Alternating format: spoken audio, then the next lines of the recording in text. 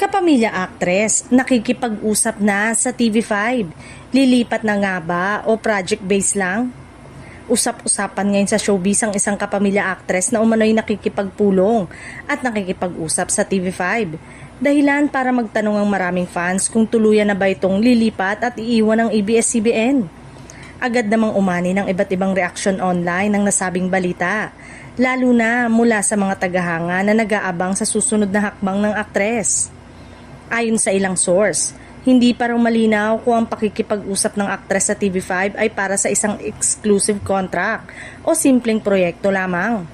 Sa kasalukuyan, mas laganap na sa industriya ang tinatawag na project-based na trabaho kung saan maaaring makipag-collaborate ang isang artista sa iba't ibang network na hindi kinakailangan lumipat ng tuluyan. Dagdag pa rito, hindi na bago ang ganitong setup sa showbiz ngayon.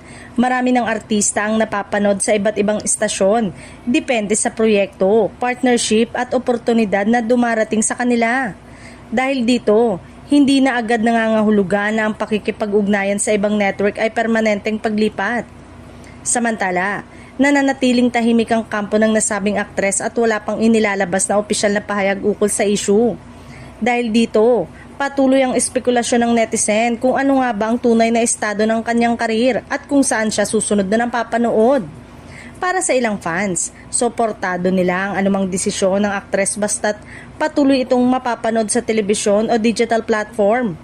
Ang iba naman ay umaasang mananatili pa rin itong kapamilya at babalik sa mga proyektong nakasanayan na nila. Sa huli, habang wala pang kumpirmasyon, nananatiling haka-haka lamang ang lahat. Ang malinaw sa ngayon, mas bukas ang mga industriya sa collaboration at ang mahalaga ay patuloy na nabibigyan ng trabaho at oportunidad ang mga artista anumang network ang kanilang makasama.